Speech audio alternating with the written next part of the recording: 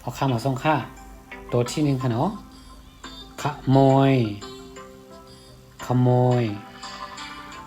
ขอไข่มอโอยอมวยเนาะขโมยจำนาค่ะเนาะพอรออัพระองอองคอควายกรันค่ะเนาะพระองค์อันนี้ออกเสียงว่าพระองค์เลยนะออกเสียงว่าพระองค์ซื่อตรงสออือซือไม่เอกซื่อตอรองอตรงซื่อตรงนอมนำไม่โทน้ำนอมอนมน้ำนมหออูนออูงอนงไม่เอกนุ่งหอมอห่มไม่เอกห่มนุ่งห่มโรงสีรออูงอรงสอยสีโรงสีกรออักระถอโอนอถนกระถนพอรออัพระสอโองอสงพระสงฆ์กนกลผอมผมโกนผมหอรออ่างอหลังกอโองอกงหลังกงชอโอชัวไม่เอกชั่วออกเสียงปะอ้ายนะมอโองอมงชั่วมงชั่วมง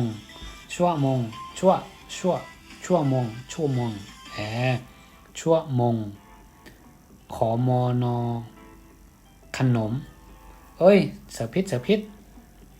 ขนมอันนี้นะน้องหน้า มันกับเมียคันเมียอันนี้เป็นขนมนะน้องนะนอนหนูอยู่ในมอม่าอยู่นะขนมปองอปังขนมปังเนาะน้องงอนองไม่โทรน้องอันนี้ไม่เตรียมทั้งกำนะน้องนะขอไข่นอหนูมอม่าค่ะขนมเนาะปออ่างงอปังขนมปังในนั้นน้องนะสอองอสองหองอหอมไม่โทรห้องกรอองอกรองหออมอหอมตีป๋องค่ะ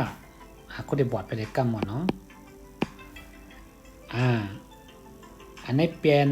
ขนมนะน้องนะมันจะขมนนะ เตรียมพิษอันนี้เปลี่ยนมอม่าอยู่ในนอนหนูหยงนะขอไข่นอนหนูมอม่านะปออ่างงอปังขนมปังนะขโมยป่องว่าลักค่ะพระองค์ป่องว่าเจ้าเหมือนจังว่าพระองค์เนี่ยมันเจ้านะค่ะเนาะมันเจ้าจะกึกกับขนอคำซื่อตรงก็บอกว่าซื่อโยค่ะเนาะน้ำนมก็เหมือนก้อนแต้วค่ะน้ำนมเลยค่ะเนาะอันดิกไต้มันเนี่ยเป็นเสียงออกดิกไทยนะน้องนะนุ่งห่มก็เหมือนเจ้าเหมือนจ้างเขานุ่งห่มผ้านั่นค่ะเนาะนุ่งให้เลยห่มนุ่งห่มจีวรนี่เป็นผ้าเหลืองนะโรงสีนี่เป็นห้องสีข้าวกระโถน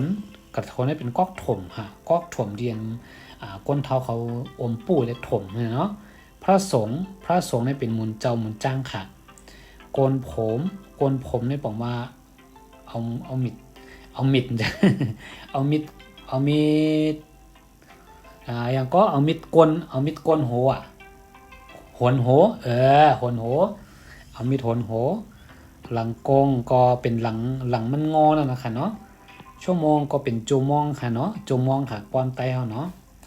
จูมองค่ะยามมองค่ะ1ยามมอง2ยามมองขนมปังนี่เป็นข้าวมุ้นค่ะเนาะน้องเป้าอาศักเป็นเด้เข้าจังก้อยห้องเป็นน้องค่ะเนาะ2ค่ะอันตั้ง2ก็เป็น1ค่ะวายให้2ก็เป็น3เนาะหองอไม่ทงห้องนี่เป็นห้องค่ะกรองก็เป็นกล่องนึงนะคะหอมเสียวหอมค่ะค่ะน้องๆเขาต้องมาดังเสียงป้อมซื้อปั๊บดิเห็นเต็มเสียงในมือเป็นเนาะเห็นก็แล้วขลาเห็นกันใน YouTube ค่ะพอซื้อปั๊บดิเห็นก็ตักมาติดกันในค่าหมายฟ้อง0946364991มีทั้งจัน1และจัน2ล้อกันเป็นอันเดียวกันเนาะ